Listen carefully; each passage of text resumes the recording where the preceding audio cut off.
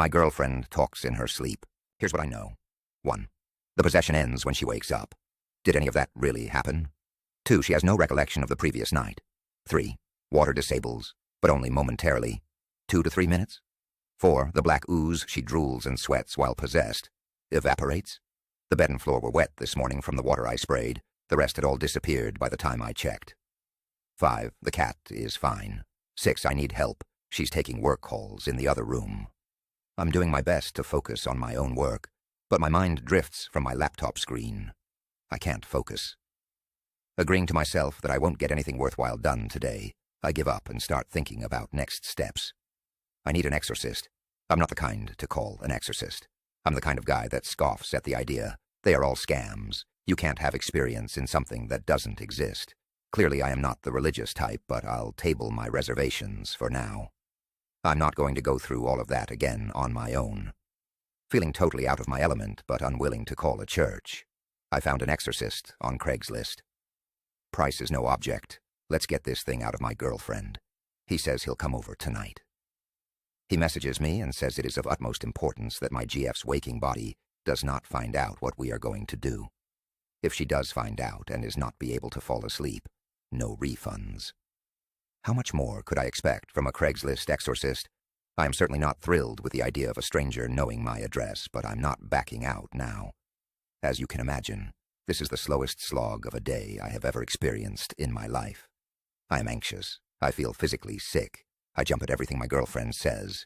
I can't look in her eyes without imagining that eerie, yellow tinge behind them. Around lunchtime, I hear her humming happily in the kitchen. She really has no idea, does she? A profound sense of certain death washes over me as I watch her wield a knife to cut vegetables. Finally, the workday is over. My acting this evening was on par with any Oscar winner. Remembering what The Exorcist told me, and failing to come up with an excuse, I got into bed with her. I made sure to place the cat in a comfortable spot in the living room. We're reading side by side when she leans over, kisses me good night, my eyes open, and turns out her bedside table light. I'm going to keep mine on for now, thank you. My body tense with desire to bolt. We begin to spoon. She cannot learn that something is wrong. Just a little longer. I figure I'm safe as long as I exit before she is asleep. She raises her head and asks, "Why is your heart beating so fast?" Thinking quickly, just freaked myself out by my book is all. Maybe reading horror before bed isn't the best decision. Thankfully, she laughs at my obsession for the macabre and returns her head to the pillow. I count down from 3 minutes. That's 180 Mississippis. She must have been close to asleep because she didn't protest when I get up. I install the chair as my lock and wait. "Where are you, pumpkin? Can't you sleep?" This is so close to my girlfriend's voice, I'm certain I made the whole thing up. I'll play it safe, I decide, and not respond. Again, "It's cold without you, baby. Come back to bed." I'm sure it's cold as hell where this thing is from. I'm not opening the door.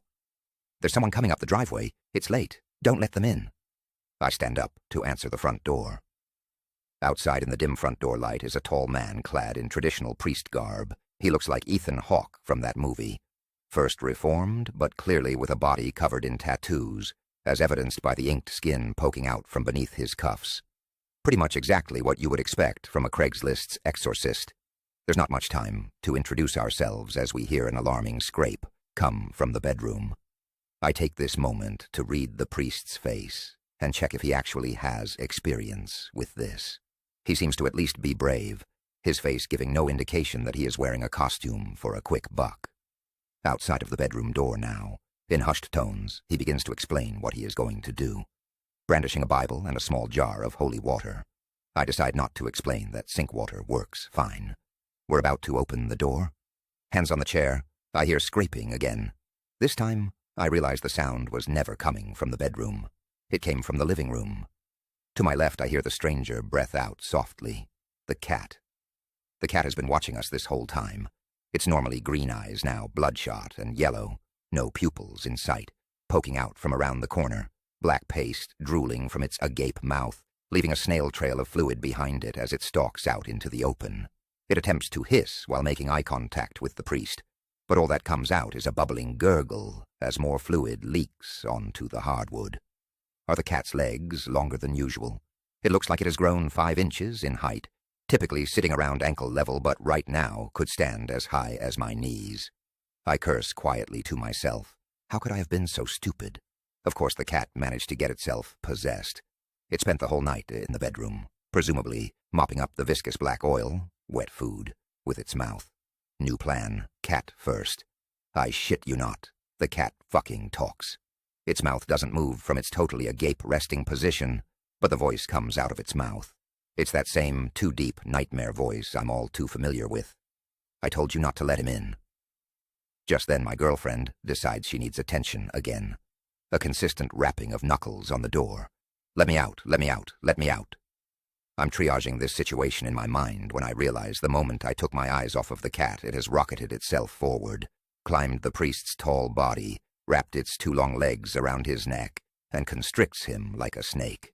It maintains dull eye contact with me as I look on in horror.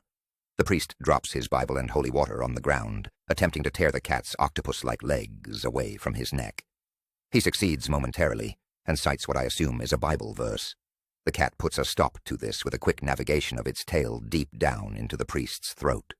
Coughing and hysterical, he can't manage to escape its impossible grip, claws digging bloody fissures into his neck. My turn, as I grab the holy water from the ground and grapple with the cat's jaw, pouring the contents of the jar down its slime-obstructed throat.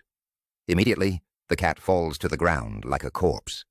Legs splayed in every direction, it lays on the ground, defeated for now.